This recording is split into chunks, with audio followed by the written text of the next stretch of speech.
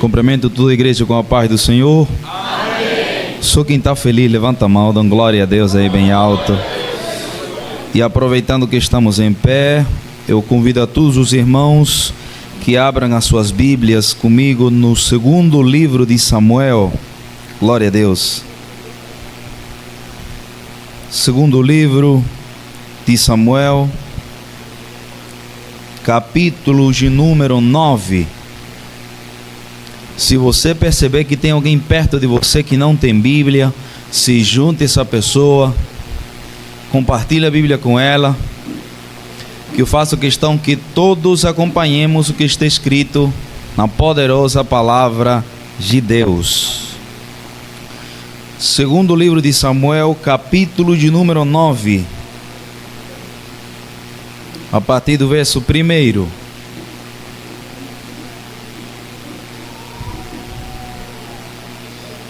Aproveitando para mandar um abraço também para a minha família que está assistindo ao vivo. Eu compartilhei o link e eles estão assistindo ao vivo aí no YouTube.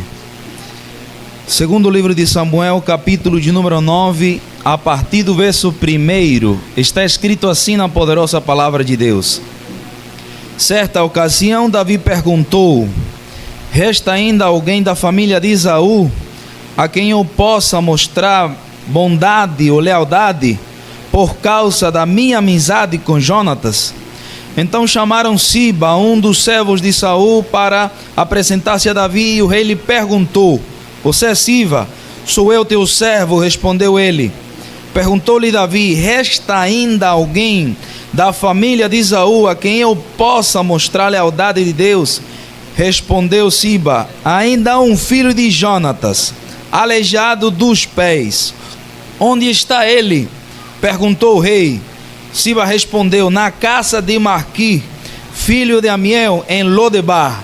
Então o rei Davi mandou trazê-lo de Lodebar. Versículo de número 13. Versículo 13 do mesmo capítulo está escrito assim: então Mefibosete, que era aleijado dos pés, foi morar em Jerusalém, pois passou a comer para sempre à mesa do rei. Glória a Deus, amém, irmãos? Feche a sua Bíblia e pode tomar assento. Vamos fazer uma oração neste momento, irmãos. Deus eterno, Pai do céu, Senhor, te louvamos, te agradecemos por esse momento. Pai, obrigado pela oportunidade de estar aqui, mais um culto, mais uma adoração que nós estamos oferecendo ao Senhor, que merece tudo, meu Pai. Obrigado pela Tua palavra, por cada um de nós que estamos aqui na Tua presença. Obrigado pela Tua glória, por tudo que nós estamos sentindo aqui da Tua parte, por se passear no meio de nós. Deus, nós já Te louvamos, Te glorificamos, Te adoramos, entregamos o nosso coração, o nosso corpo como um sacrifício vivo e santo e agradável a Ti, como diz a Tua palavra. Entregamos tudo nesse culto aqui ao Senhor, mas nesse momento nós queremos ouvir a Tua voz falando com cada um de nós. Pai, do mesmo jeito que o Senhor falou comigo por meio dessa palavra, fala com a Tua igreja aqui nessa noite, porque a Tua palavra nós confiamos que ela não volta vazia, ela cumpre o propósito pelo qual ela foi enviada, meu Deus eterno. Assim nós oramos e Te agradecemos nessa noite, Pai, em nome de Jesus, amém e amém. Glória a Deus. Irmãos, é um motivo de alegria estar aqui pela primeira vez nessa congregação. Estive já em São Lourenço, em várias daqui, como o pastor Wagner falou. Para você que talvez está me vendo pela primeira vez, eu sou o missionário Ricardo Salcedo, venezuelano, eu não sou brasileiro. E eu estava, irmãos, orando a Deus, pedindo a Deus uma palavra para a igreja. Sempre tenho de costume fazer isso, perguntar a Deus, seja de joelho, seja de pé, seja deitado, seja na cama, seja na rede, seja no carro, seja andando, onde for. Sempre tento trazer uma palavra direcionada para aquilo que a igreja precisa, principalmente porque eu não congrego aqui, eu não conheço ninguém, eu não sei de nada da história de nenhum dos irmãos aqui, mas o Deus que me enviou conhece todo mundo aqui com certeza. Irmãos, eu li uma passagem que é bem conhecida dos irmãos, da história de um encontro entre um rei, Davi, e Mefibosete, um menino que ao parecer que já era homem, estava esquecido.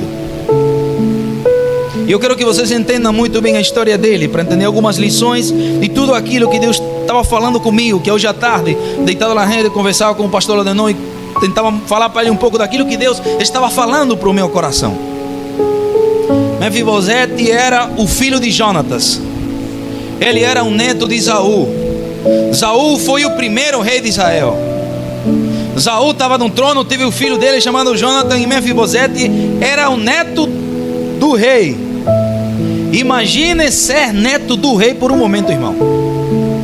Imagine como era a vida do filho de um príncipe e o neto de um rei. Imagine como era o verso de uma criança que morava num palácio, porque ele morava lá no palácio com o pai dele, que era príncipe, com o avô dele, que era Saul. Como era o verso daquele menino lá dentro do palácio? Como aquele menino era tratado, que tinha uma babá que cuidava só dele? De que maneira foram os primeiros anos desde o nascimento até talvez 5, 6 anos lá dentro daquele palácio do nosso querido Mefibosete? Ele não comia qualquer coisa. O quarto dele não era qualquer quartinho pequeno. O berço dele não era qualquer berço normal de um cidadão. Ele morava no palácio. Ele estava morando numa situação, vivendo do bom e do melhor. Estava exatamente protegido. Nasceu num lar de ouro, irmão, praticamente, com benefícios por causa do pai e do avô, que eram reis. Mas a história conta, meus irmãos, que esse cenário lindo e maravilhoso, lá no topo em cima, o que parecia que ia ser um futuro promissor e brilhante lá na frente. Porque imagina você comigo, irmãos, todo mundo que olhava para Mefibosete falava: esse aí é o filho do príncipe, o neto do avô. O avô já vai ter que sair do trono quando morrer, depois assume o príncipe vai sair, quem vai assumir ele lá na frente. Todo mundo olhava para Mefibosete dizendo: ele vai estar lá no trono. O futuro do menino vai ser de bênção, porque olha só onde ele está morando, olha só como é que ele está hoje, e olhe para onde ele está caminhando. Ele está indo só lá para cima, irmãos. Só que a gente faz pronósticos, a gente faz planos, mas quando Deus decide virar o cenário, dar uma volta, não tem ninguém que faça voltar aquilo que Deus determina, não. A história conta que ele estava lá em cima com um futuro promissor, brilhante, com uma herdade imensa do próprio pai, que era príncipe, e do avô, que era o rei. Ele estava lá no melhor lugar, era a criança mais privilegiada de Israel, irmão. Quando de repente se levanta uma guerra, no primeiro livro de Samuel, capítulo 31, os filisteus se levantam para guerrear contra Israel, e Saul vai para lá para guerrear com o filho dele, Jonathan. O avô do menino e o pai do menino vão lá para guerrear. O último capítulo do primeiro livro de Samuel conta isso. E quando eles estão indo a guerrear, a Bíblia diz, irmãos, nesse último capítulo, que o pai fica sabendo que mata um filho dele, e ele é ferido, e pede para o escudeiro dele matar. Ele não quer, ele se joga lá na espada, irmão. É um caos. O certo é que os dois morrem, e a notícia chega lá no palácio.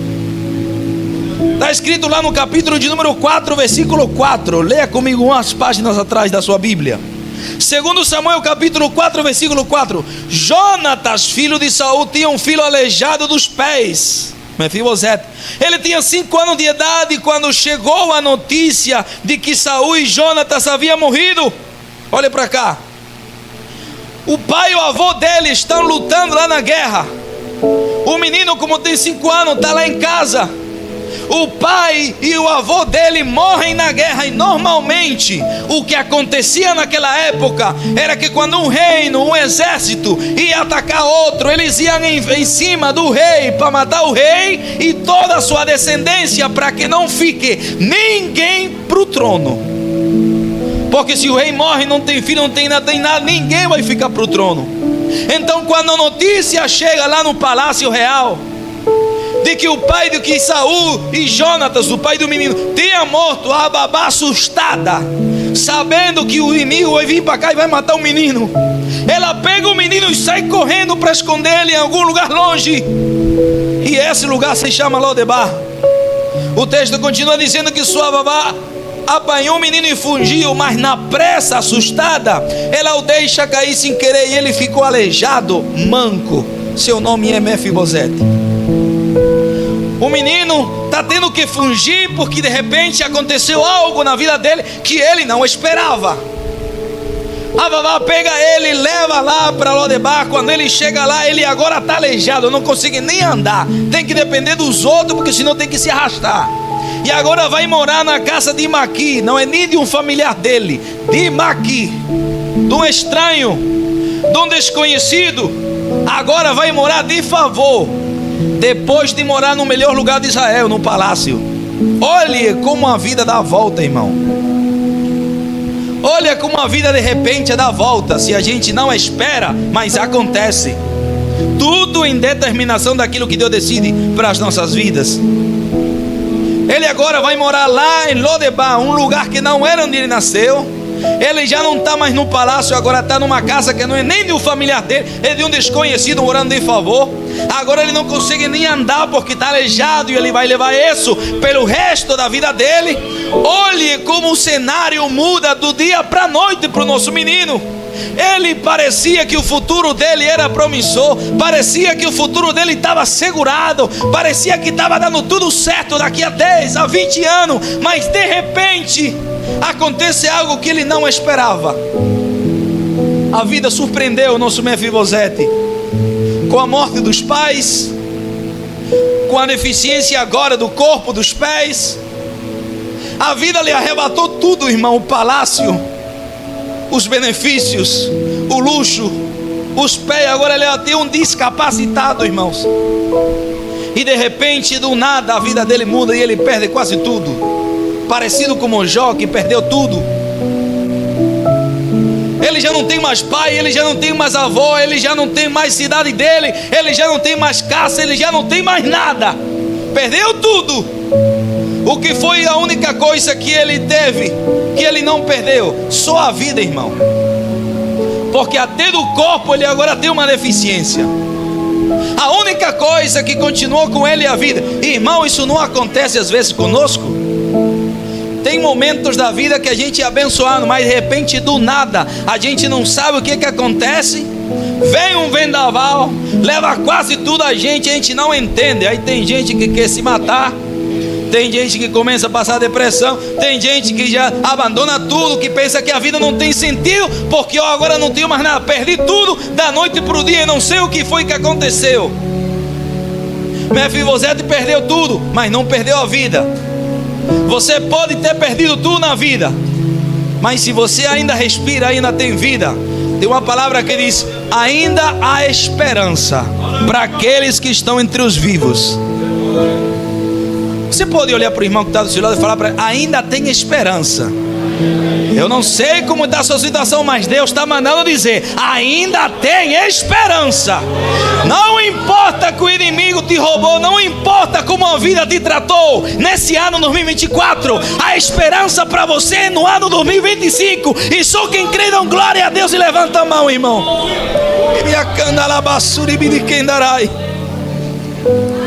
Ele está no debate, está esquecido, mas ainda está vivo.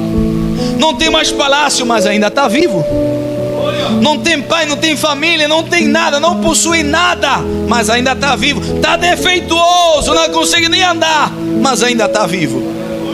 Ainda está com vida. E ele está lá em Lodebar, no esquecimento, naquele lugar longe, fora de tudo, fora dos holofotes, fora do palácio, fora de tudo. Davi agora, depois ele vai batalhar contra os jebuseus que estão lá em Jebus, que depois vai ser Jerusalém. Ele consegue vencer, e quando ele vencer lá, o capítulo de número 5 vai dizer que o pessoal que estava em Jebus, o rei, falou para ele: você não vai entrar aqui, e para eu lhe humilhar ainda mais, eu vou mandar para pelejar com vocês os cegos e os mancos, os coxos. Davi fica tão airado com aquele deboche, aquela zombaria do rei humilhando ele, que ele diz: qualquer capitão aqui que matar o primeiro que vai, eu vou dar um benefício para vocês, mas vai lá e vocês vão matar os coxos e os cegos. Irmão, aquele acontecimento foi tão tremendo que se espalhou um dito popular naquele lugar. E está lá no capítulo de número 5, leia comigo. Capítulo 5, versículo 8. Naquele dia disse Davi: quem estiver a vencer os jebuseus terá que utilizar a passagem da água para chegar àqueles cegos e aleijados inimigos de Davi. Por isso começou a se falar: os cegos e aleijados não entrarão no palácio. Davi ficou com tanta raiva por aquele negócio que todo mundo começou a espalhar um dito popular: no palácio não entra aleijado. Olha que começou a se falar, o povo, Deus não mandou falar isso não foi profeta. O povo começou a espalhar por aí e se criou um ditado popular: no palácio não entra aleijado, porque humilharam nosso rei. Então aqui no palácio não entra, e todo mundo já sabia, pelo dito da população, que não entrava aleijado. E o aleijado está lá longe, está esquecido. Agora que ele não entra mesmo, ele não está nem na porta, está longe. De repente, quando o Mefibosete está lá, sem esperar nada, sem poder fazer nada, sem talvez esperar alguma coisa futura para a vida dele, no capítulo de número 9, de repente, Davi, ele começa a se perguntar num dia, irmão, isso aqui é tremendo, porque o nosso Mefibosete está lá esquecido. Davi está no trono agora, ele está no palácio, e o nosso Davi começa a se lembrar do seu grande amigo Jonathan. Meu Deus do céu, Davi começa a se lembrar do seu amigo, como era quando eles estavam lá, todas as vezes que o pai dele, Saul, estava perseguindo Davi, porque sabia que Davi tinha a promessa de ficar no lugar dele, e o pai queria matar, e era Jonathan quem protegia, quem escondia, quem ajudava, quem não deixava, quem livrava ele. E Davi se fez uma mensagem tão grande que Jonathan, numa conversa um dia que eles têm no capítulo 20 do primeiro livro de Samuel, Jonathan fala para ele assim: eu sei que você vai assumir o trono, mas eu quero que quando você assumir o trono, se eu estiver vivo, se lembre de mim. Mas se eu estiver morto, se lembre da minha família. Um dia quando Davi está sentado no trono, se lembra disso. Disse: meu Deus, eu fiz uma promessa com Jonathan, meu amigo, e eu disse para ele que quando eu estivesse aqui, eu ia ter lealdade com ele e com a família. Ele não está, ele morreu, mas não tem nada a ver. Promessa é promessa. Ele morreu, mas promessa é promessa. E ele disse: eu tenho que fazer alguma coisa. E é naquele momento onde Davi, no capítulo 9, está lá pensando, e ele diz: eu quero que você leia comigo o texto, acompanhe o texto. Capítulo 9, versículo 1. Certa ocasião Davi perguntou, talvez foi para ele mesmo, irmão, aqui não está vazio ainda não.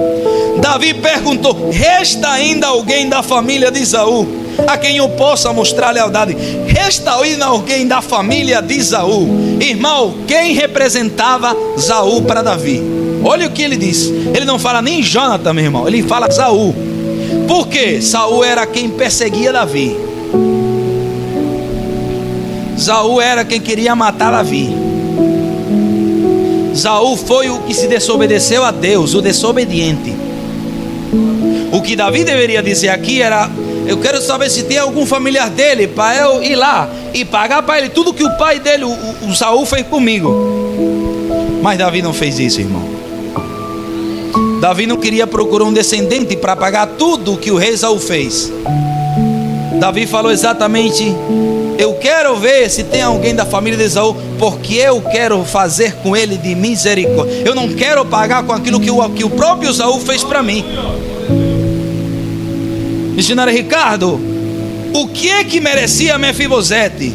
Pagar por tudo que o avô dele fez. Mas o rei não dá o que merece, mas ele dá o que não merece. Isso se chama graça, irmão. O que é que a gente merece? Ir para o inferno. A gente estava destituído da glória de Deus.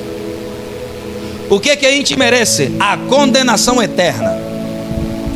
Com todos os pecados que a gente cometeu e ainda que vai cometer, o que é que a gente merece? Punição.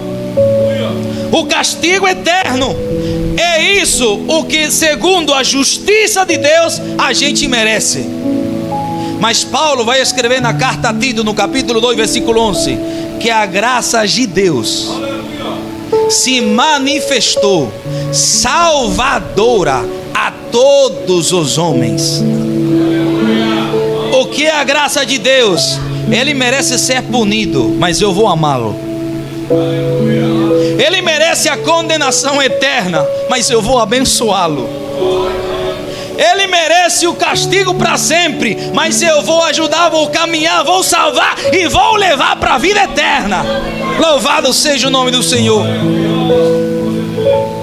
A graça de Deus aqui estava se manifestando aqui no Antigo Testamento. Não é o tempo da graça, mas Davi estava agindo segundo a graça de Deus, mostrando a graça de Deus, que a graça é a gente receber aquilo que a gente não merece. Ninguém aqui, por muito bom que seja, merece o perdão de Deus. Nenhum de nós, por tão bonzinho, tão santo que a gente tente se santificar, se separar de tudo, jejuar não sei quanto, por mais santo que a gente tente ser até o final dos nossos dias, ninguém merece por mérito próprio a salvação e o perdão de Deus. Tudo é pela graça, irmão. Tudo é pela graça. Tudo. É por isso que os pecados, o passado pode ser muito escuro.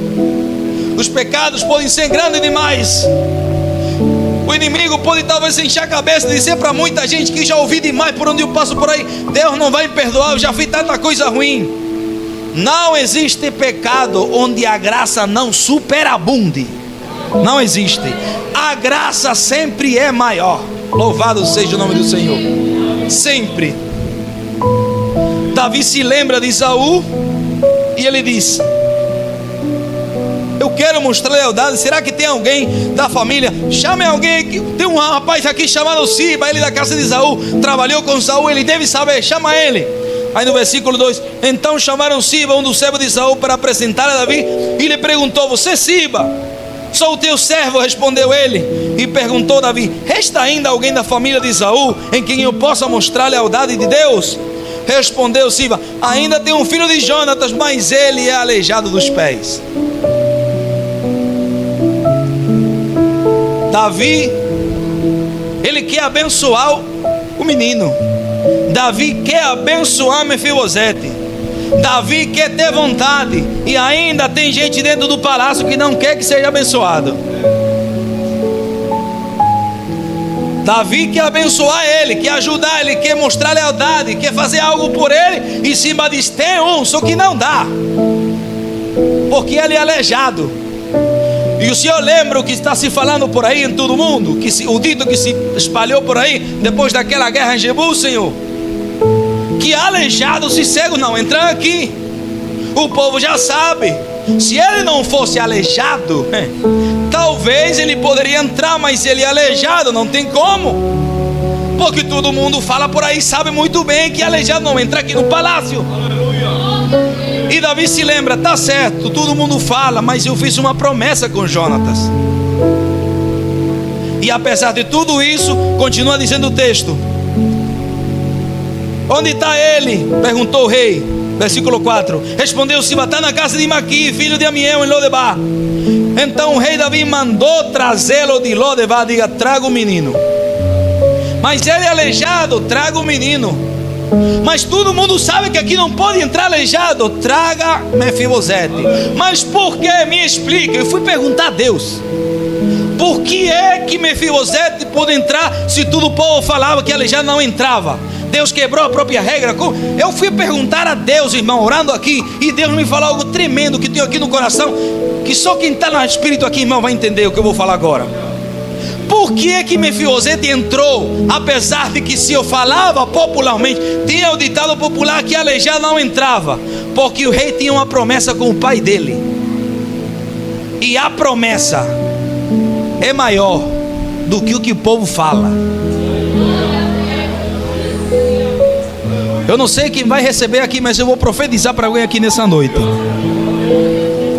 Eu não sei o que o povo está falando ao teu respeito.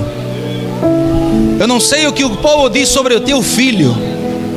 Não sei o que a vizinhança fala do teu marido, da tua casa, da tua família, do futuro da tua filha. Mas eu vim nessa noite pela autoridade da palavra de Deus para falar para você: o povo pode falar qualquer coisa, mas a promessa ainda é maior. Podem dizer que vai morrer, que não vai durar muito tempo. Podem dizer que não tem futuro, que a droga vai acabar com ele, que ele nunca vai estar aqui porque coração duro, porque cabeça dura. Mas hoje Deus está te dizendo: a promessa ainda está em pé. E pode falar qualquer coisa, mas a palavra de Deus permanece para sempre, irmão.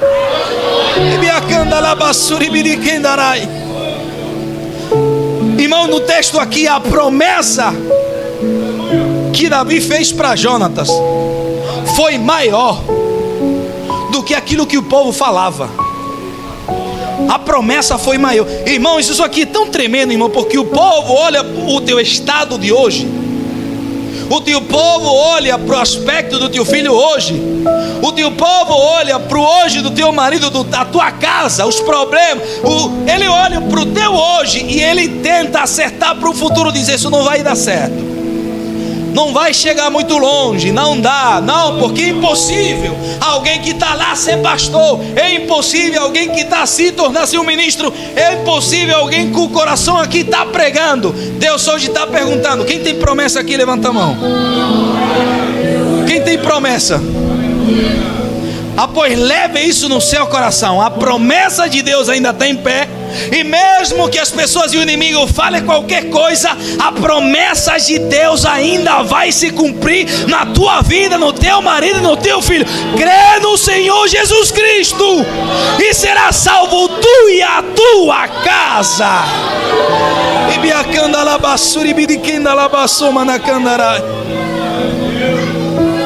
Segura a irmão que está do seu lado. Segura a mão do irmão que está do seu lado, irmão. Segura a mão dele com força. Segura e fale para ele. Não importa o que estão dizendo. Fale para ele.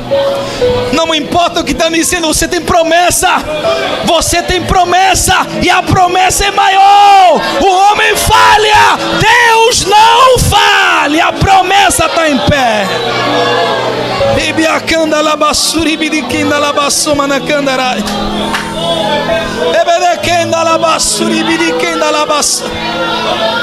A promessa está em pé, a promessa está em pé. A promessa é maior do que a fala do povo, irmãos. O texto continua dizendo no versículo de número 8: quando Mefibosete, filho de Jonatas e neto de Isaú, compareceu diante de Davi, postrou-se com o rosto em terra. Mefibosete perguntou ao rei, ele respondeu: sim, eu sou teu servo. Versículo 7: não tenha medo. Disse-lhe Davi: pois é certo que eu tratarei com bondade por causa da minha amizade com Jonatas, seu pai. Olha para cá. A primeira coisa que o rei fala assim: vem cá, Mefibosete. Ele se joga no chão, ele fala que ele é um cão morto, ele se humilha e ele diz: eu vou tratar de misericórdia com você, eu vou tratar de bondade com você, eu vou fazer o que ninguém faria, eu vou fazer por você. Por quê? Por causa do teu pai, porque eu tinha uma promessa com seu pai. Então entenda isso aqui: o rei fez uma promessa com o pai e a promessa alcançou o filho. Eu vou repetir isso aqui, quem está no espírito vai entender, vai pegar.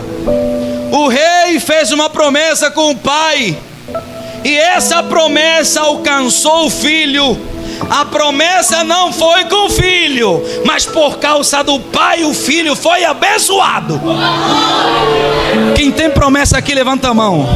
Eu vim aqui para profetizar. Nesse ano, levanta a mão, fica com a mão levantada. Nesse ano 2025, a promessa que Deus fez na tua vida vai alcançar a tua descendência. A promessa de Deus, o inimigo pode levantar contenda, perseguição e até laço de morte, mas ele vai cair por terra, porque a promessa que Deus fez com você vai alcançar a tua descendência também. Aleluia.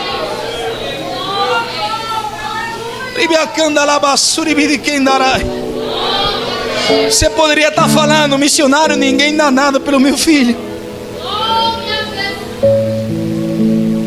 Missionário, o senhor não conhece meu filho, mas o Deus que está mandando falar conhece. Missionário, você não conhece a luta que eu tenho lá em casa. Você não conhece a situação, eu já até desacreditei. Pois hoje Deus está renovando promessa com pessoas aqui nessa noite, viu? E sai daqui com essa palavra no coração. A promessa que Deus fez em você ainda está em pé e vai alcançar a tua descendência, irmão. Acredite, crê no Senhor Jesus Cristo e será salva não só você, mas tu e a tua casa, irmão.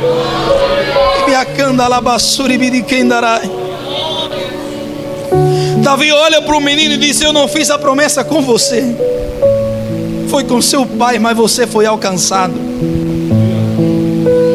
Isso não aconteceu só aqui, irmão. Aconteceu também com Noé. Lembra de Noé? Deus chama ele, homem justo, e Noé construiu uma arca e leva a tua família. O justo era ele, não a família dele. Mas a bênção e a promessa de salvar ele alcançou os descendentes dele, o filho e a nora dele. A promessa de Deus na vida de uma pessoa alcança a casa também. Louvado seja o nome do Senhor Jesus. E o texto continua dizendo, irmão: pois é certo que eu tratarei com bondade por causa da minha amizade com Jonathan, seu pai. E ele continua dizendo: vou devolver todas as terras que pertenciam ao seu avô Esaú. Lembra que lá atrás ele estava lá em cima. De repente a roda girou e ela agora está lá embaixo e perdeu tudo. Pois fala para o irmão que está ao teu lado: a roda gira de novo, viu?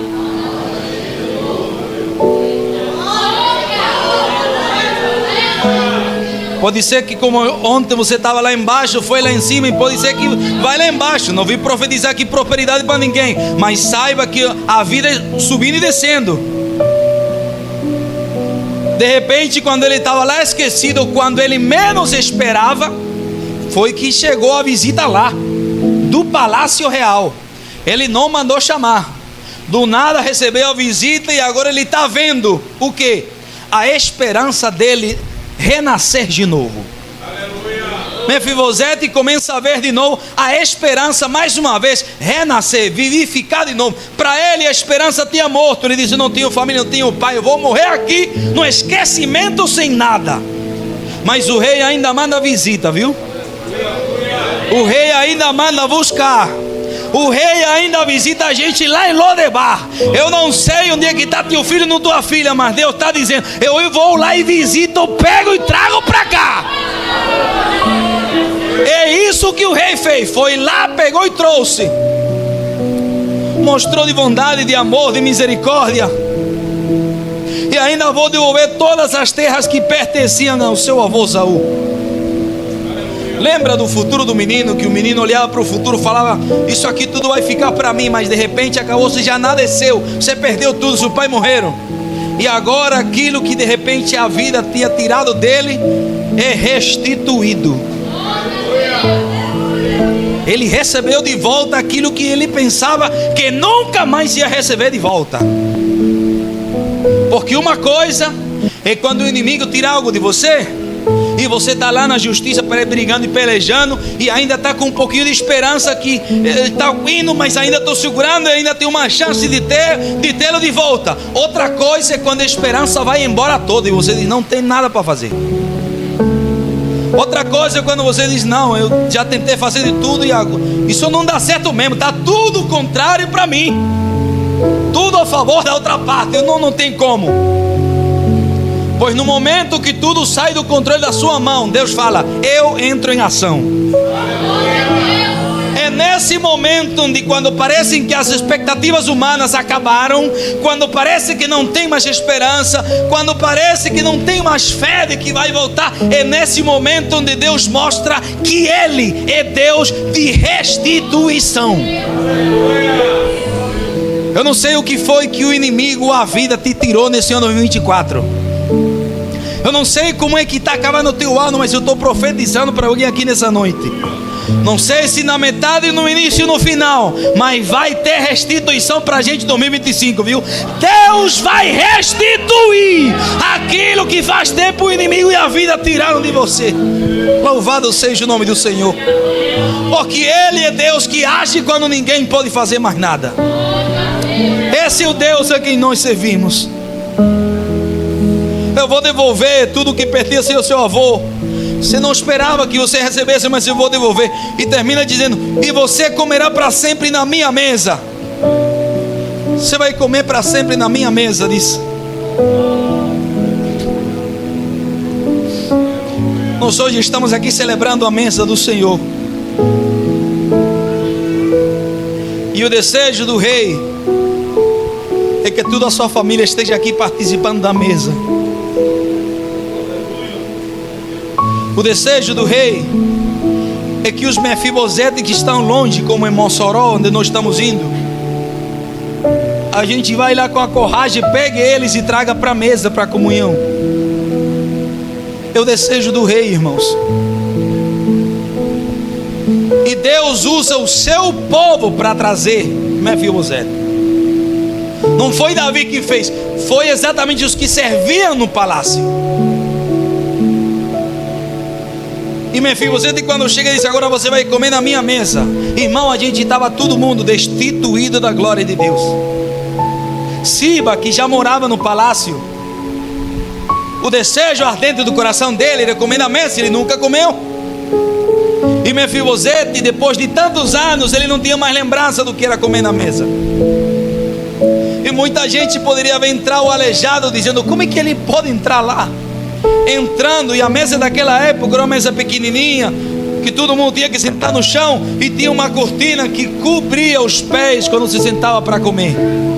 Isso aqui é algo maravilhoso, irmão. Por que é que naquela época a mesa tinha que cobrir os pés? Porque quando eu Mefibosete caminhava por todo lugar, meu irmão, todo mundo olhava para ele, e a primeira coisa que chamava atenção era os pés. Não consegue andar direito. Mas quando ele vem para a mesa, que os pés são cobertos com isso, não tem como ver defeito não. Vai ter que olhar para o rosto mesmo. Não tem como ver não. Pode estar aleijado dos dois pés. O defeito pode ser feio, pode ter qualquer coisa, mas quando a gente vem para a mesa, isso aqui traz uma grande lição para nós. Por que é que quando ele vinha para a mesa ninguém podia olhar para o defeito dele? Porque a mesa não é lugar de estar olhando o defeito de ninguém.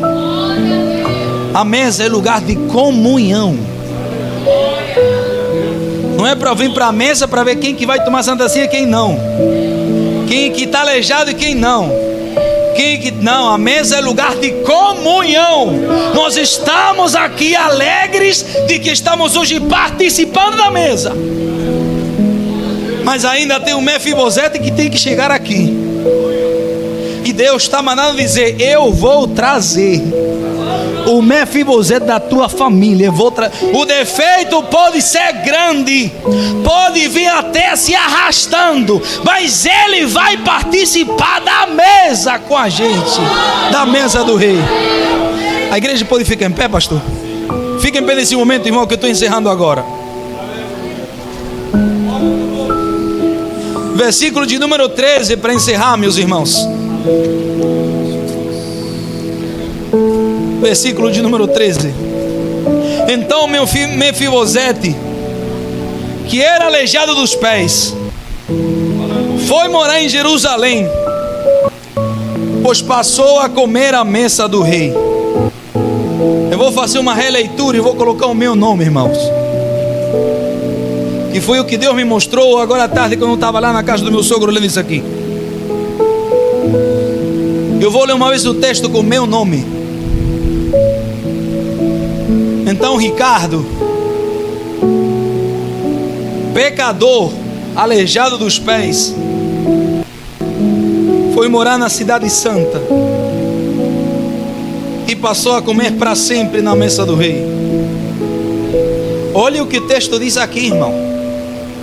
O texto não diz que Mefibosete foi comer na mesa só até que ele estivesse vivo. Não é só no tempo que ele esteja vivo, não. Olha o texto. Por que o texto não diz que ele vai comer na mesa só entretanto ele esteja vivo? Por quê? Porque a gente sabe que essa aqui pode ser a última na terra. Mas se Jesus voltar daqui para meia-noite, a ceia continua lá em cima pela eternidade. Quem vai nessa ceia? Levanta a mão aí. Deus está dizendo: nós estávamos lá e agora para sempre, viu? O inimigo pode tirar nossa vida, ele pode fazer de tudo, mas você e eu temos um lugar na mesa, irmão. Você pode pegar na mão do irmão que está ao seu lado. Pega na mão dele e diga: hoje estamos aqui na mesa. Não é... Fale para o irmão do seu lado, fale para ele: não é só enquanto você estiver vivo, não. Não importa se você está aleijado, não importa se você tem defeito, não importa se tem cima aí que pensa que você não merecia estar aqui. Você vai comer na mesa para sempre, para sempre, para sempre, pela eternidade lá no céu também, em nome de Jesus. Aleluia, aleluia, aleluia.